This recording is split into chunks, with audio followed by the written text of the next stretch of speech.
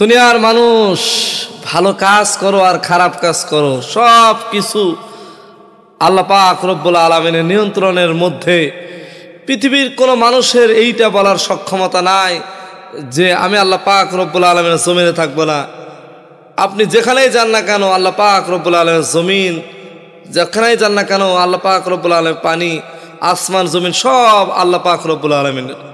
আপনি ভালো করেন খারাপ করেন সব কিছুই আল্লাহ পাক রব্বুল আলামিন আপনার দিকে দৃষ্টি দিয়ে তাকিয়ে আছে, নজর দিচ্ছে। সমেত হাজরিন, আমাদের দুই কাঁধে দুইজন ফেরেশতাকে আল্লাহ পাক রব্বুল আলামিন নাজিল করে দিয়েছেন। আল্লাহ রব্বুল আলামিন বলেন, কিরামা কাতিবিনা ইয়ালামুনা মা তাফআলুন। দুইজন ফেরেশতাকে আমি তোমাদের জন্য নিযুক্ত করলাম, দুইজনই লিখে, একজন ভালো লিখে আর একজন খারাপ লেখে।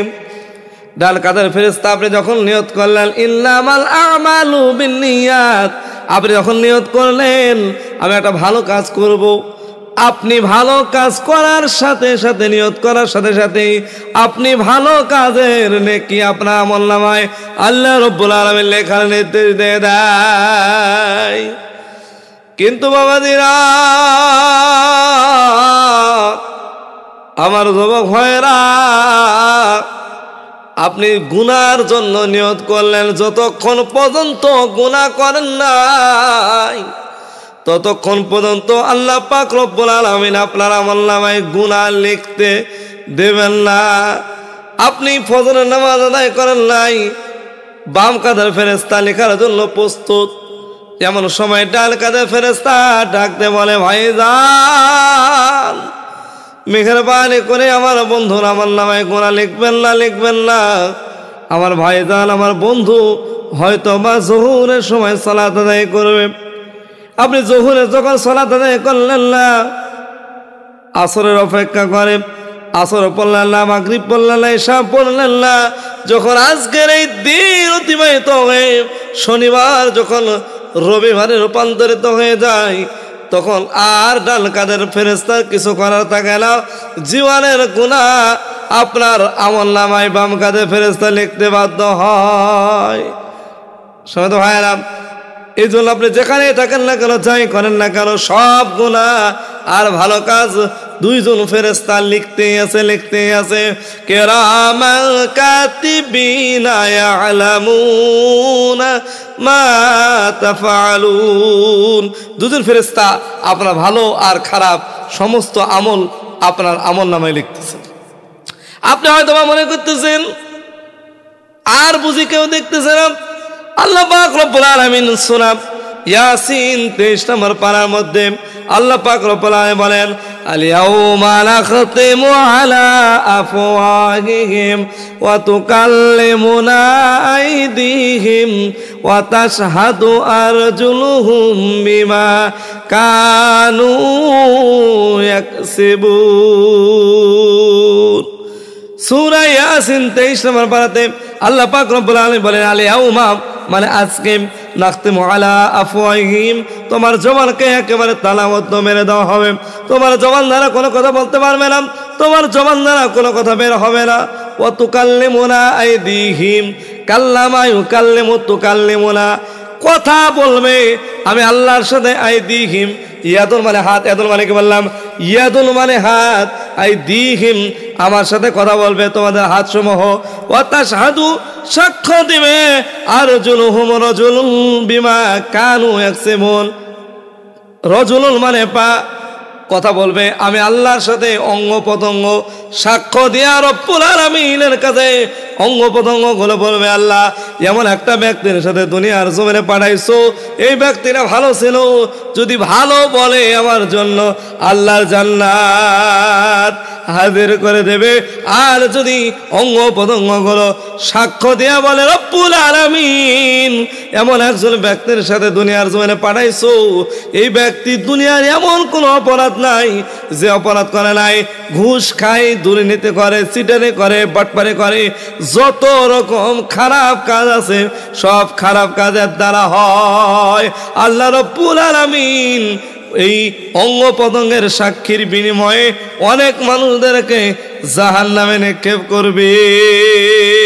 আল্লাহ রাব্বুল আলামিন ডাকতে বলেন সূরা মুত্তাসির থেকে যে আয়াতগুলো তেলাওয়াত করেছি, আল্লাহ রাব্বুল আলামিন বলেন ফি জান্নাতি ইয়াতাসাআলুন আনিল মুজরিমিন, অঙ্গ পতঙ্গের সাক্ষীর বিনিময়ে অনেক মানুষদেরকে জাহান্নামে যেতে হবে।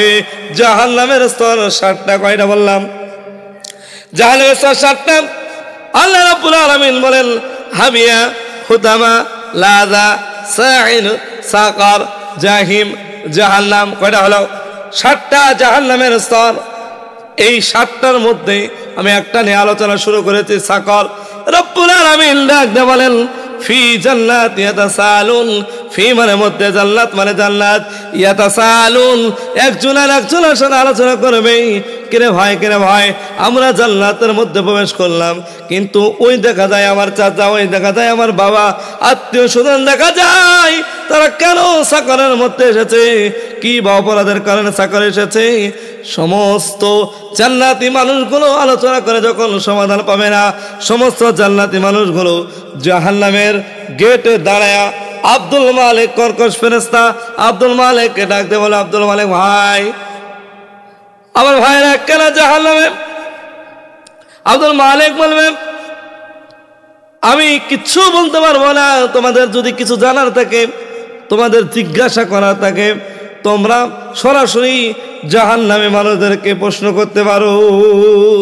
সমস্ত জান্নাতি মানুষগুলো জাহান্নামী মানুষদেরকে প্রশ্ন করে বলবে মা সালাকাকুম ফি সাকার, কে ভাই তোমরা সাকারের মধ্যে কেন প্রবেশ করেছো, কি অপরাধ? সমস্ত জাহান্নামী মানুষরা জান্নাতি মানুষদেরকে লক্ষ্য করে বলবে 4টা অপরাধ। কয়টা বললাম? 4টা। লক্ষ্য করতে হবে, 4টা অপরাধের কারণে আমরা সাকারের মধ্যে এসেছি। এর 1 নম্বর অপরাধ, অলু লাম নাকু মিনাল মুসাল্লিন। 1 নম্বর অপরাধ হলো কলু, তারা বলবে লাম নাকু, আমরা ছিলাম না, মিনাল মুসাল্লিন, আমরা মুসল্লি ছিলাম না, নামাজ পড়তাম না।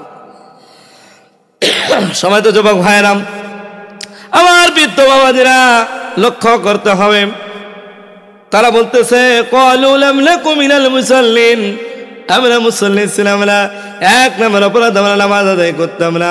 হযরতে মুসা কালিমুল্লাহর কাছে একজন মহিলা এসে ডাকতে বললেন, মুসা কালিমুল্লাহ, আপনি তো কথা বলতে পারেন, আপনি কথা বলনেওয়ালা নবী, আপনি কথা বলনেওয়ালা নবী, আপনি তো কথা বলেন আল্লাহর সাথে, আপনি একটু আল্লাহকে ডাকতে বলেন না, আল্লাহ রাব্বুল আলামিন কি আমার জীবনের গুনাহ মাফ করুন।